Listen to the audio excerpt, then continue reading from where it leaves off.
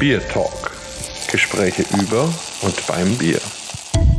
Hello and welcome to our podcast BierTalk.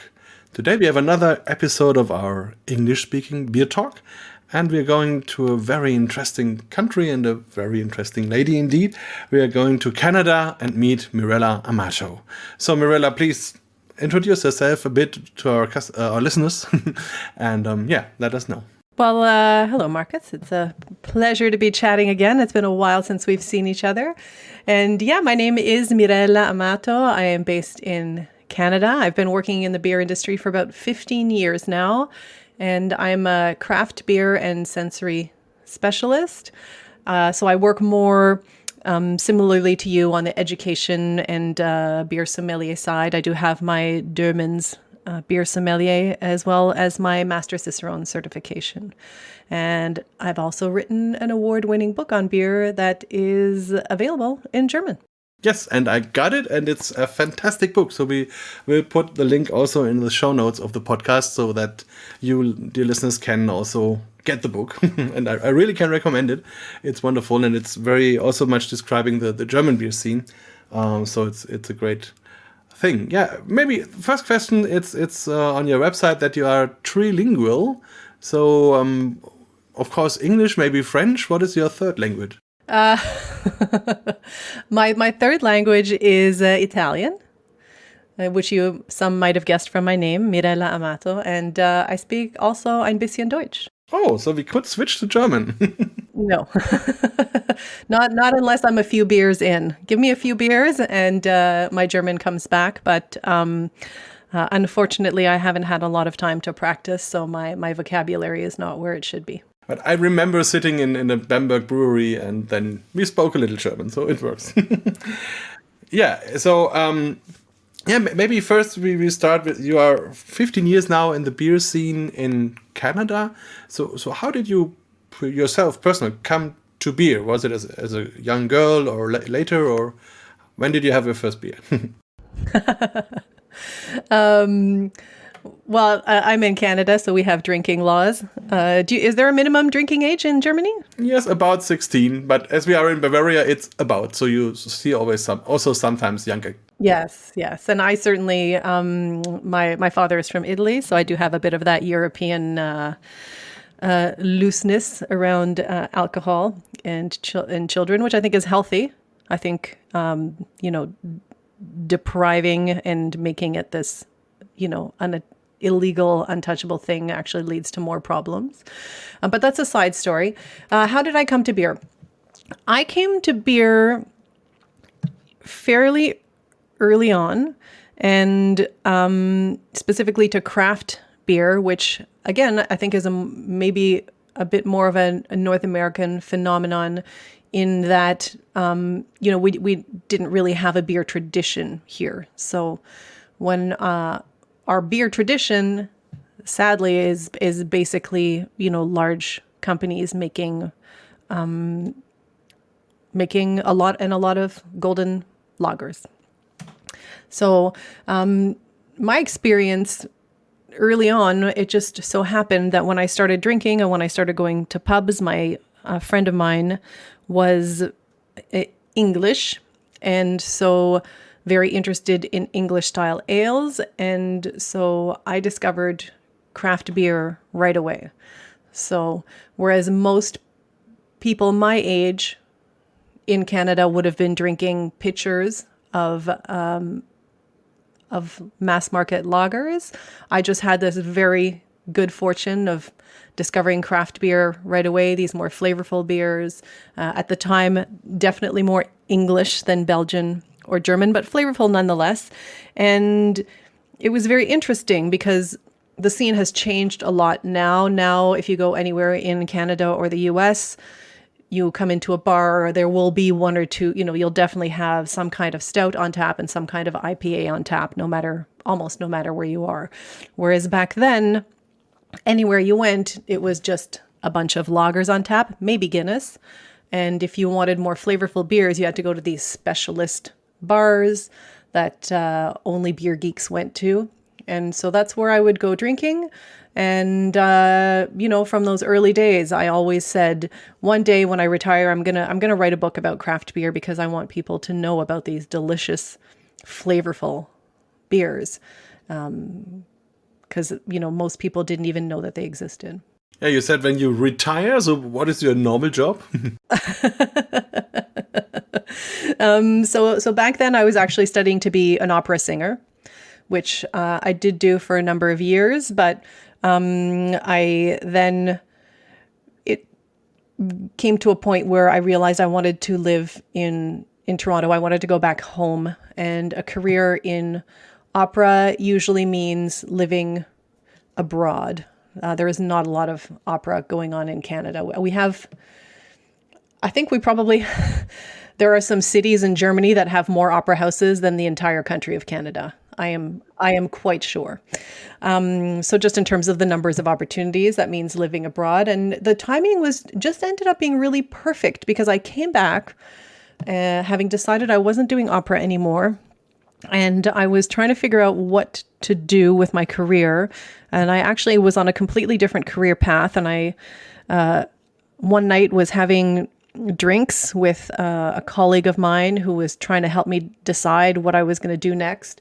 And at one point later in the evening, I remember he just looked at me and he said, "If you could do anything right now, what would you do?"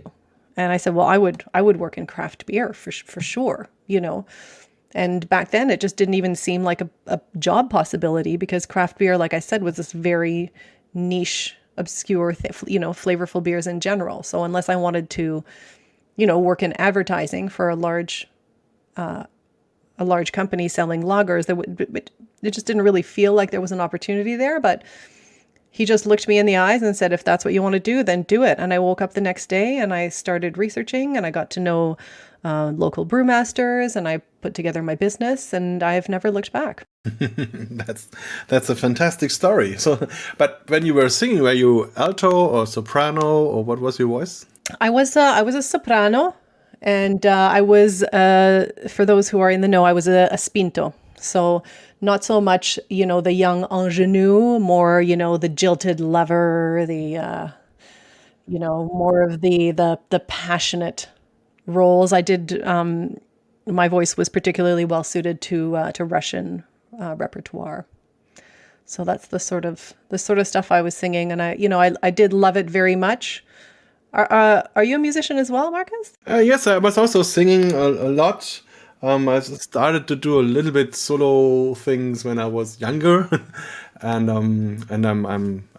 started as a boy, also soprano, and then down to tenor and bass, and from time to time I'm still singing, and I'm still a member of a choir. But since the COVID thing, I haven't been there. So, but maybe next year or something like that, I will go back again. But singing is great. That's wonderful. Yeah, it is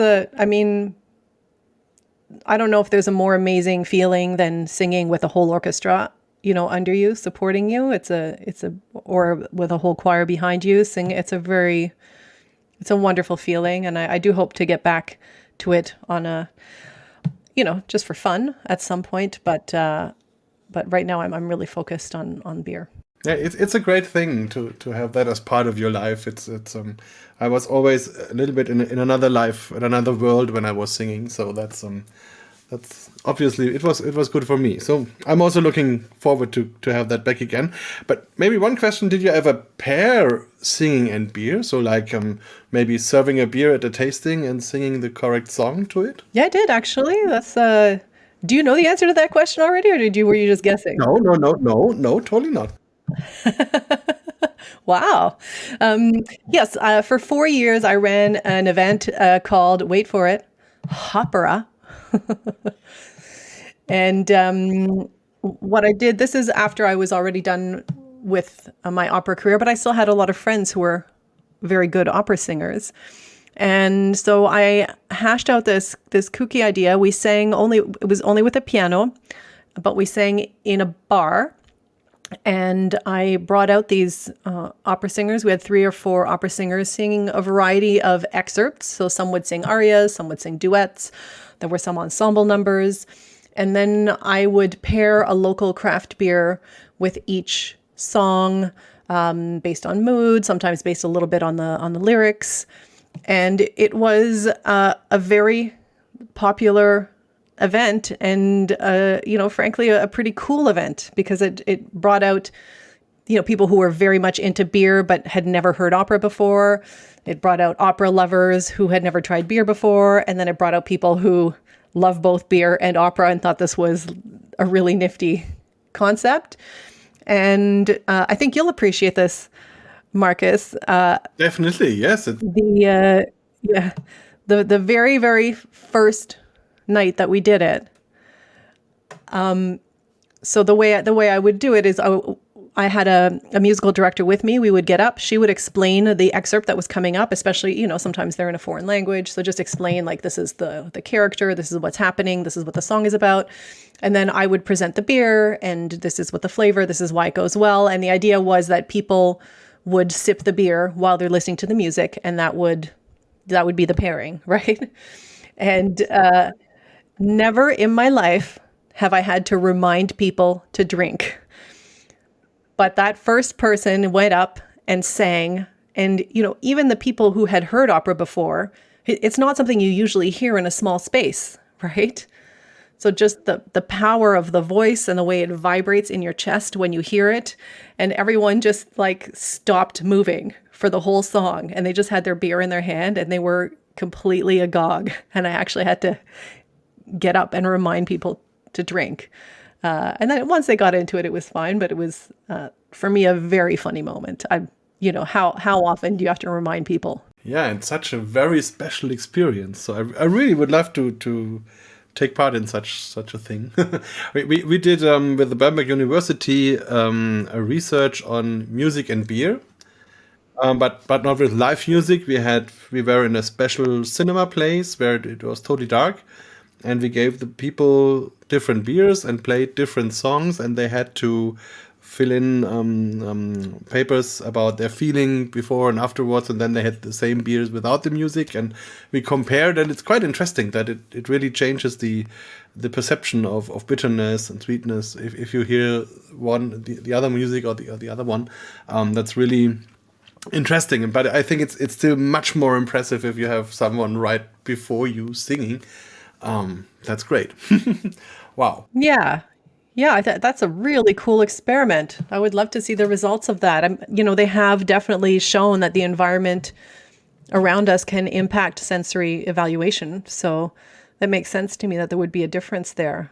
Yeah, that's, hey, if ever you want to mount a Hopera locally in Germany, I'm happy to talk you through, how it was done. Yes, and maybe sometime when you come back to Germany for a longer time, maybe we could think of making such an event.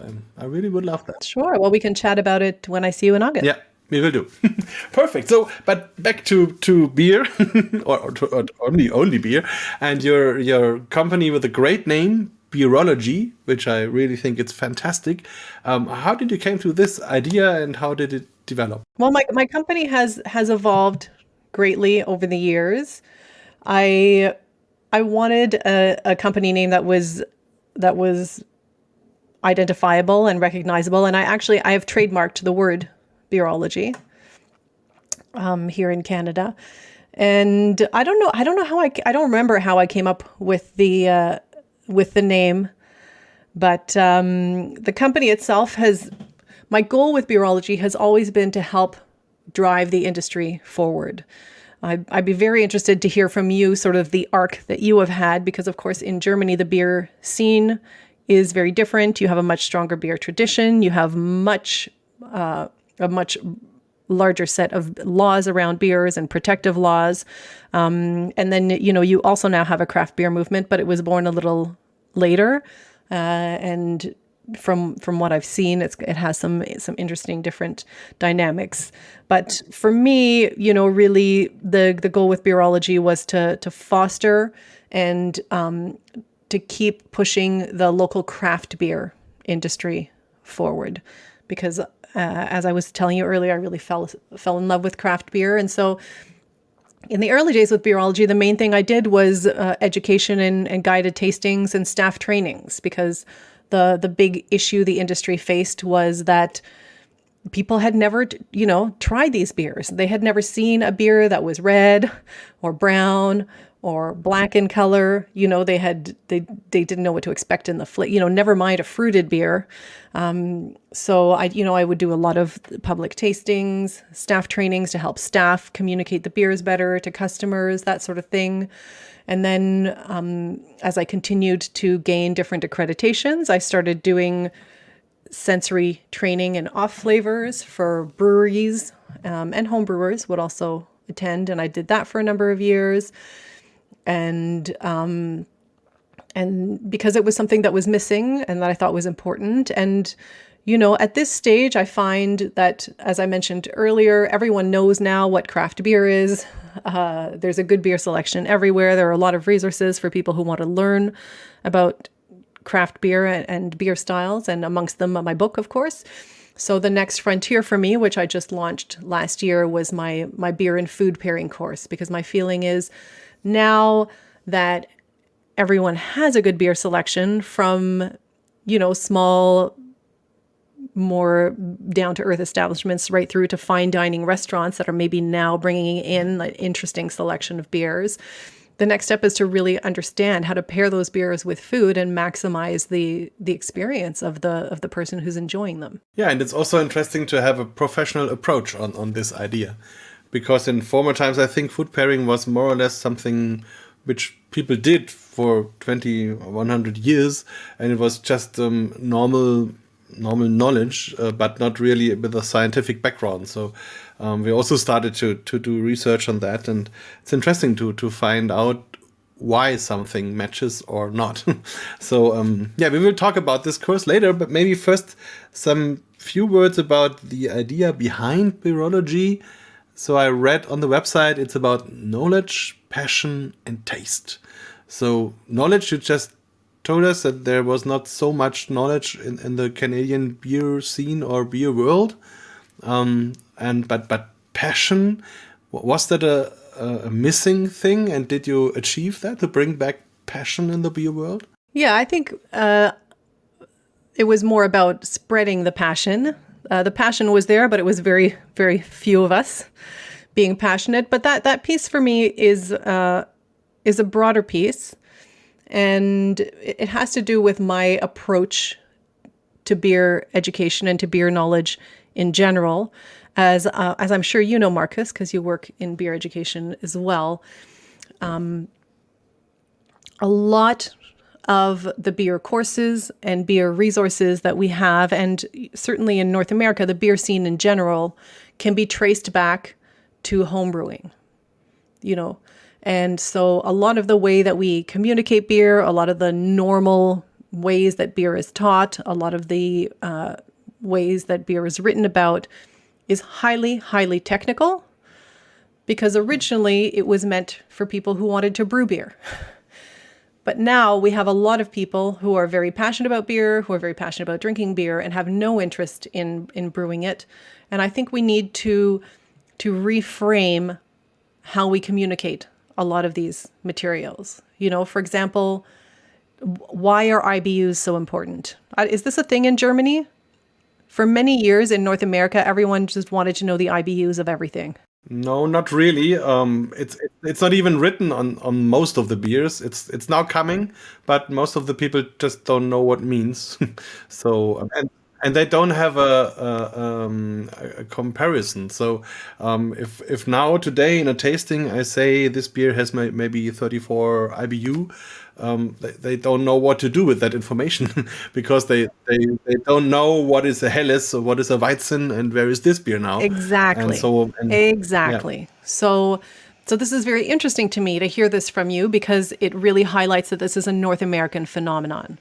So in North America, in the early days when I was, just starting in craft beer and even earlier than me, the people who were really championing flavorful beer and beer styles were all homebrewers. And so if you look at most of the literature from North America, most of the books, most of the courses, there's a lot of technical information out there in the courses that is required if you want to brew a beer, but not if you just want to enjoy it. So my approach is to always think about what's in the glass and, what information is going to be useful to people in drinking their beer, and which information is just required if you need to brew a beer and does not need to be in the material. So it's really about that passion piece is about, just being passionate about beer and not necessarily needing to make it. Yeah, that's really very, very much interesting. I never really thought about that, but it's so obvious that there's a big difference, because in the North American beer scene, as you said, really evolved through the homebrewing movement. And if I look to Germany, homebrewing was never a big thing because there were so many breweries and always beer around. So we didn't really have a homebrewers scene that grew now in maybe the last 10 years. It started growing, and now it's significant, but it's not so big, not comparable with the American scene. But also, if you think about the information of beer, I think the only important information about a beer in Germany, maybe until 20 years from today, was the price. So people looked more or less for the cheapest beer because, okay, they knew all the German beers have a very high quality, which is true, because of purity law and the high competition between all these breweries. But they never talked about their beers. They never told the stories about the breweries, about the beer styles, about the brewers, about the raw materials, about all these things you really can talk about if you want, and you can make beer interesting, and you can differentiate beers and that all evolved due to this craft beer movement, which arrived in Germany maybe 2000 and started also here, and that's the good thing. In Germany, we still have a market share, craft beer, maybe 0.5% of the market, so it's more or less nothing, but it changed the behavior of the consumers. So they are now willing to pay more for a beer. They are buying not 5 crates of 20 bottles of half a liter lager. They now maybe buy a 6-pack. And even that is, they mix between different beers and breweries. And so that's a very huge change, which we have now here in terms of beer, which has both chances and trouble for the brewers. So, but it's interesting to hear that you had it vice versa, somehow like that. Yeah, and the thing is, you always had some semblance of selection, which I think is the big difference. Here, our craft beer movement started in 82. And so before 1982, if you wanted a beer that wasn't a golden lager, you might be able to find an import, although imports really just started in the 70s. Otherwise, if you wanted a beer with, that wasn't a golden lager, it had to be a homebrew. So that's why the homebrew movement, and even if you think of the Brewers Association in the US, which is the largest, I think, Brewers Association out there in terms of craft brewers associations, they started as a homebrew association, right? It all started there. Yes, and Charlie was writing books about homebrewing, so it's all that, yeah. Yeah, maybe if we talk about the American market or the American development, since you are in Canada, so is there a separate Canadian market or development, and is it a whole Canadian thing, or is it also English-speaking and French-speaking parts, and what about the age and the laws about drinking? So maybe a little insight in the Canadian market. Yeah, so at this stage, I would say that the Canadian beer scene is in terms of the craft beer scene, is very, very similar to the American scene in terms of the selection and the variety and the level, the general level of brewing. We started more or less around the same time, which is the late 70s, early 80s in terms of our craft beer movement. But for some reason, the evolution here was different, and a piece of that I think has to do with our population. So we have a very strong English, very large, significant population of people who are of English extraction, either born in England or his family was from England, as well as a very strong population of German extraction. So a lot of our early breweries were English or German in terms of our craft breweries in terms of their inspiration. And there were, then on the West Coast, we had a lot of American influenced beers because, of course, the American craft beer movement was born or certainly a lot of the hop forward beers that we associate now with the American craft beer were all born on the West Coast. So it was just like a stronger influence there. And then we had this interesting little pocket in Quebec of Belgian influence. So that's the French-speaking region or the French-speaking province. I shouldn't say the French-speaking region because I am French-speaking and I'm not in Quebec.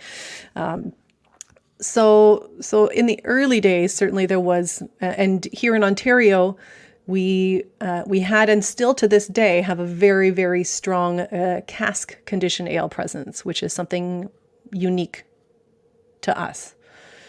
But at this stage, I would say it's pretty even across the country in terms of the selection that you can find. And there are, some breweries who really focus on making German style beers, some breweries that focus on English style, some breweries focus on Belgian style, some breweries are doing whatever they want. Some beer breweries are just doing, some spontaneous work. So it's a really lovely variety. And the one, if I dare say, positive thing that has come out of COVID has been a loosening we had a lot of very, very strict distribution laws. And as soon as COVID started, they just started taking all those laws away. So that's been wonderful to see because it was quite restrictive before. It's still restrictive, but not as bad. So it was on importing and selling beer or also on the drinking age? The drinking age hasn't changed, and the drinking age depends where you are in Canada, is either 18 or 19. But so for example, in many provinces, if not all of them, so it's important to know that in Canada, all of the alcohol laws are provincial. So each area has its own separate set of laws. So certainly here and in many other places, if you ordered food at a restaurant to take out, you could not order alcohol to take out with it. That was not allowed. There were also laws around, what time of day stores could sell alcohol, when they could start, by what time they had to stop, that kind of thing. So those are the laws that have been slowly but surely eliminated permanently. So that's very exciting. And just a bunch of, really restrictive legislatures. We're still not allowed to drink in public at all. Yeah, that's really something which is very uncommon for European like me. When I remember, it's unthinkable, really, right? You don't even think about it. So in some provinces, in Quebec and in BC, they're piloting with allowing some outdoor drinking in parks. But in Ontario, they have absolutely not. They talked about it and they said, no. So we just need to be happy that now, or for example, this also I'm sure is unthinkable in Germany, but if we went to a restaurant and ordered a bottle of wine and you didn't finish that bottle of wine, you couldn't bring it with you. Or you couldn't just grab another bottle of something and bring it home. That was against the law. Yeah, but also we had some vice versa development here during COVID.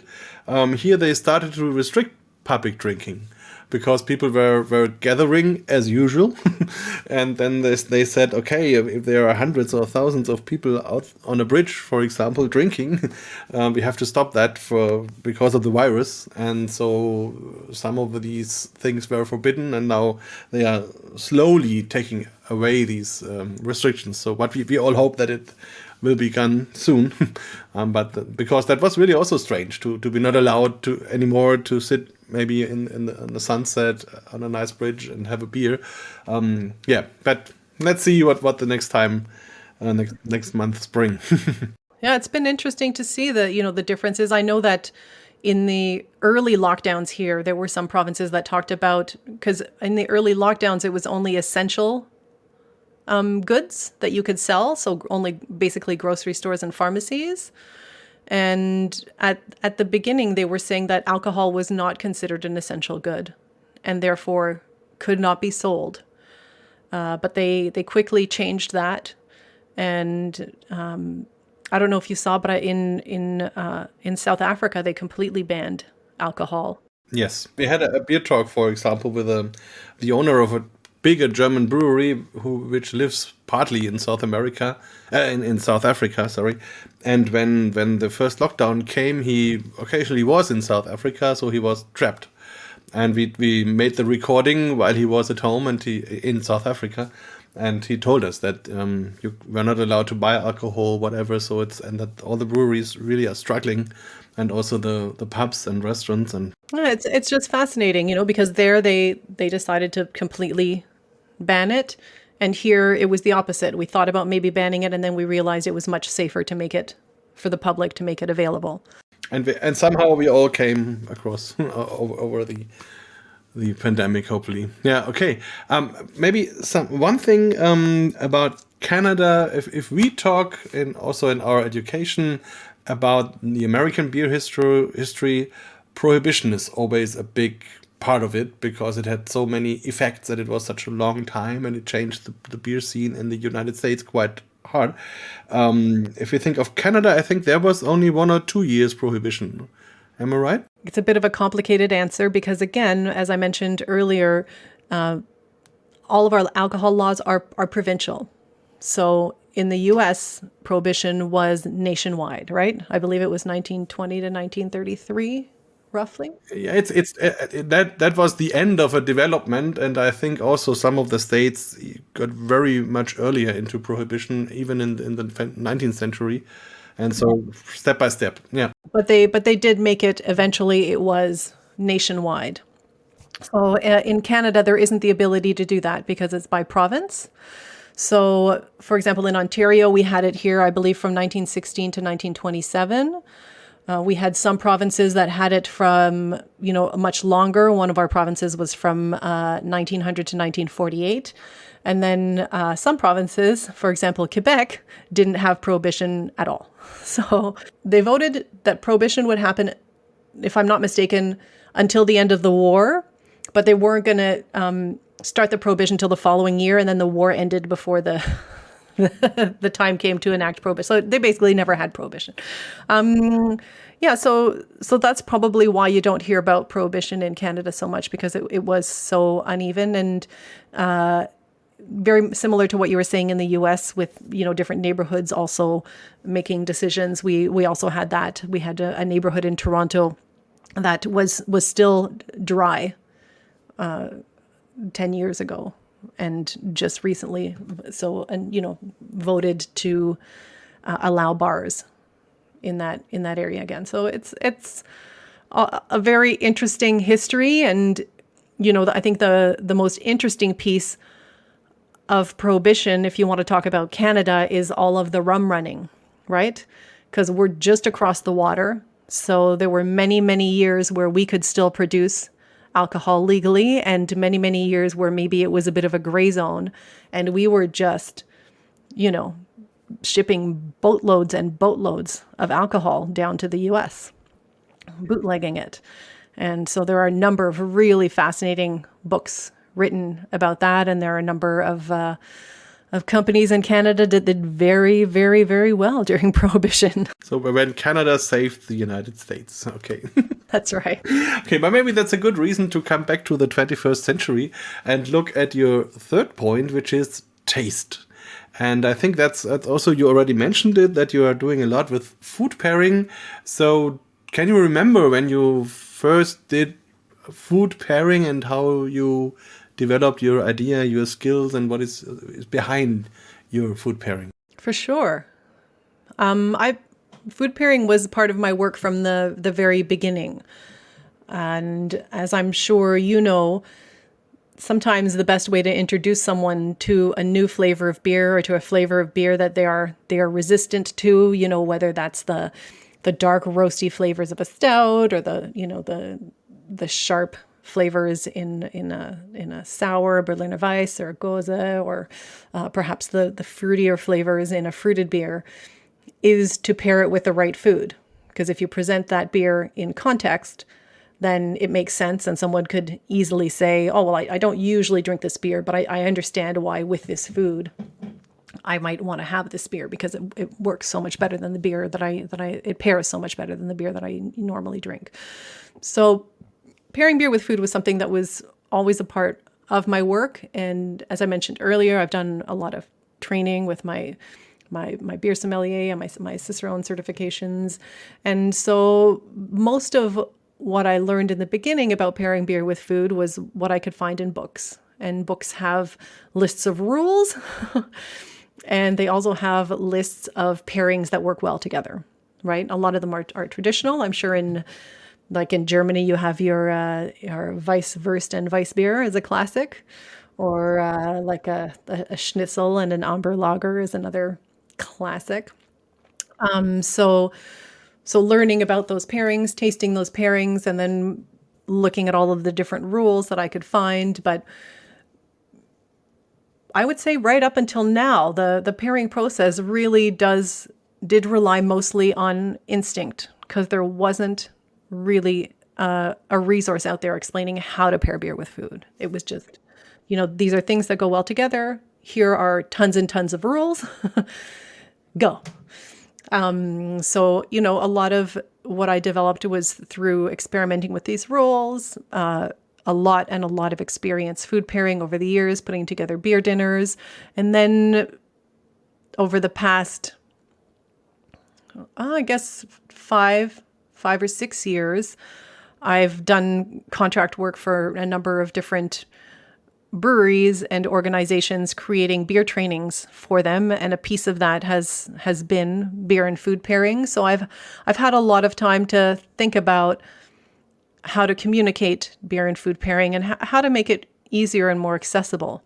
And so the goal that I gave myself with this course was to create an actual how-to. So a course that people could take, and they could come out the other end knowing, okay, I have this beer. These are the steps I need to get to find the right food for this beer. Or I have this food. Here are the steps I need to go through to find the beer to go with that food. I wanted something that was a practical skill that people could learn, use, and apply. So that was the challenge that I gave myself with this course. And I'm delighted now to have received feedback from people who have taken the course that I have managed to achieve that goal. Perfect. That was my next question. So what was the feedback? What did the people say? So far, I've had really, really great feedback. The course is new.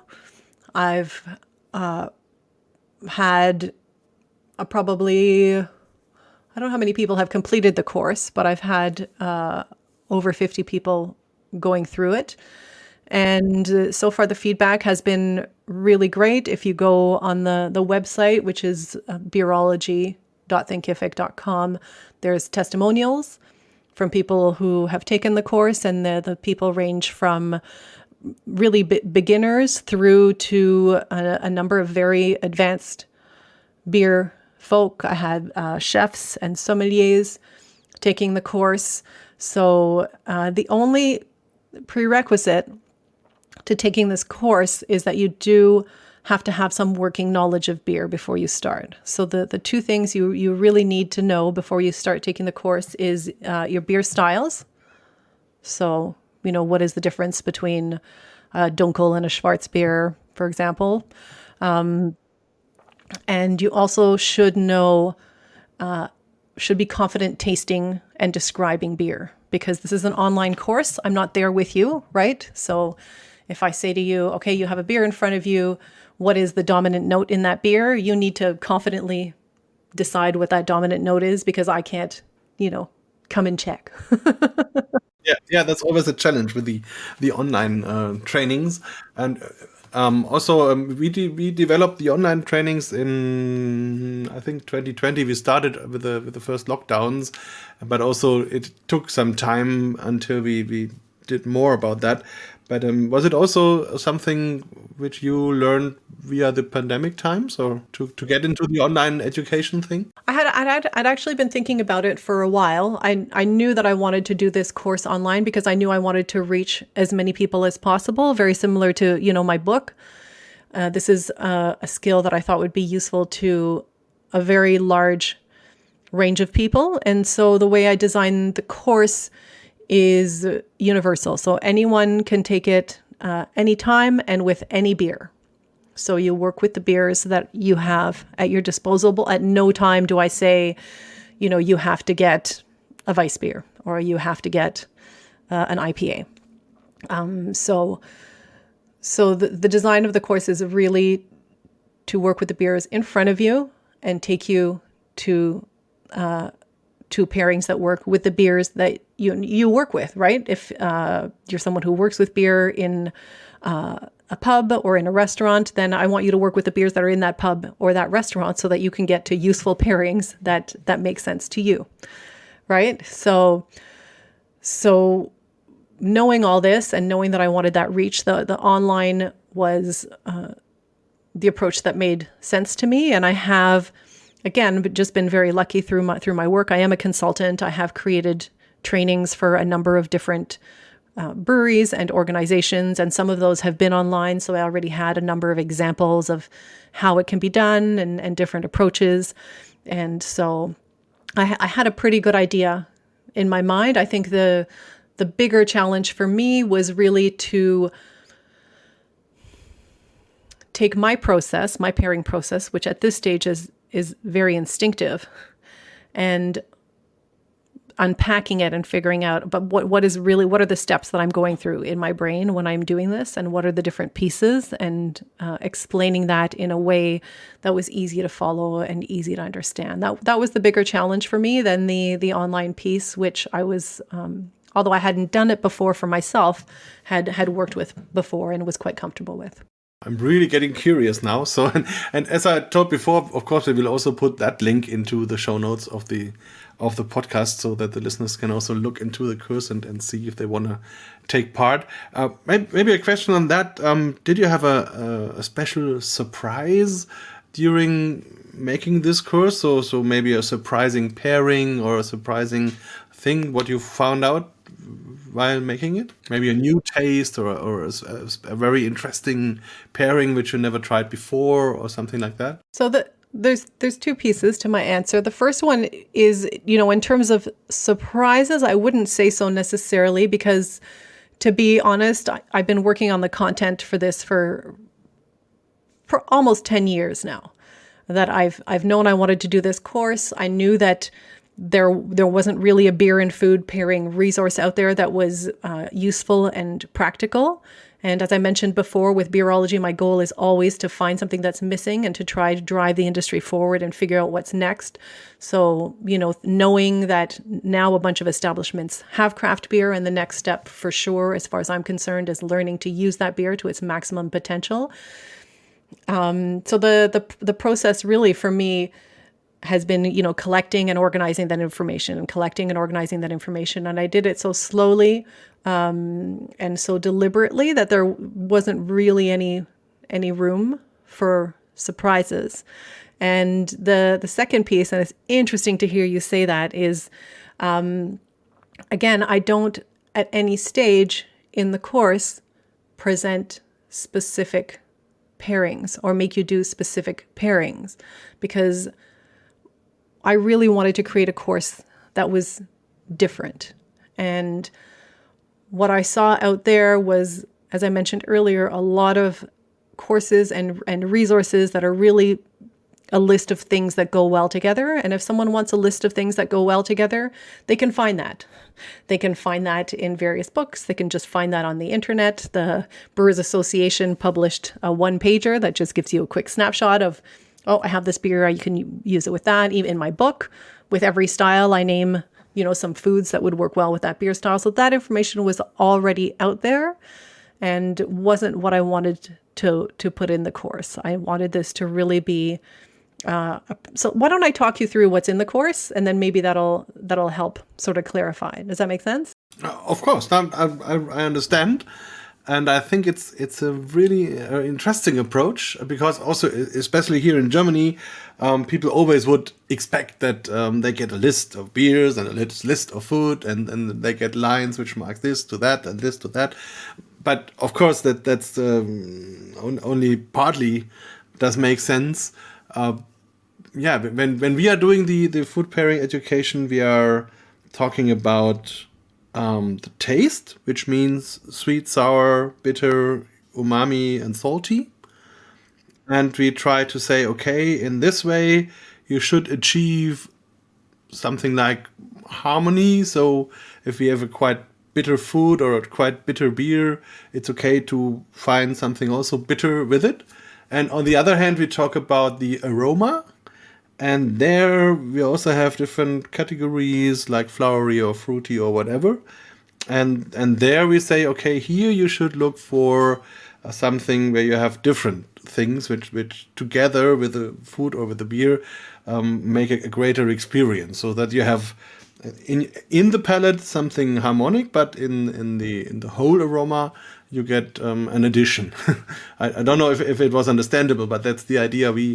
We talk about that, and yeah. That's crystal clear, and that's a pretty accepted piece of beer and food pairing, and it's certainly that's also in my course. It's one piece of what's in there, and it's useful.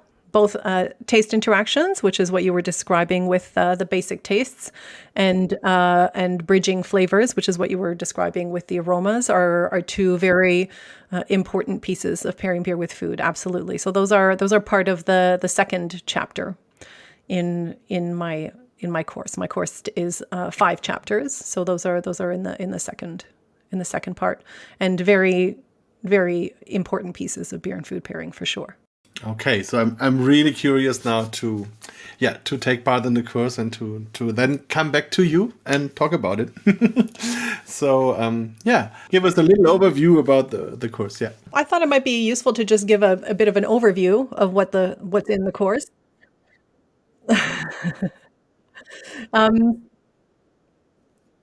Yeah, so the course can be completed online, as I mentioned earlier. It has 5 sections, and each section is about an hour for the actual to complete the section. And the section has it's just little video lessons with quizzes afterwards, just to make sure that you're following. And then after that, there is the assignments, homework, and projects to complete. So I recommend doing one section a week, and then really taking the week to complete the homework and to apply the learnings and so on, because it's quite dense. So the 5 sections, the first one is beer and food traits.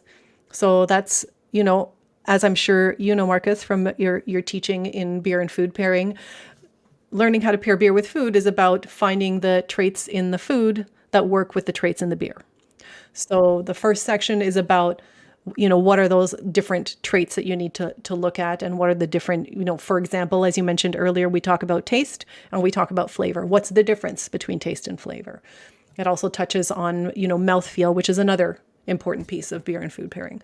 So that's the first section. It's pretty straightforward. For some people, it will be a review, but it also helps to, establish how I'm going to be talking about these terms throughout the course, so that we're all on the same page. The section 2 is the pairing basics, and that's exactly what you were talking about earlier, the bridging flavors, taste interactions, potential pitfalls, areas that can be problematic. And then part 3 is the actual how-to. So I talk about, okay, you have a beer, here are the different steps that will take you to the food that matches with it. Then we do food first, and every step that'll then take you to the beer.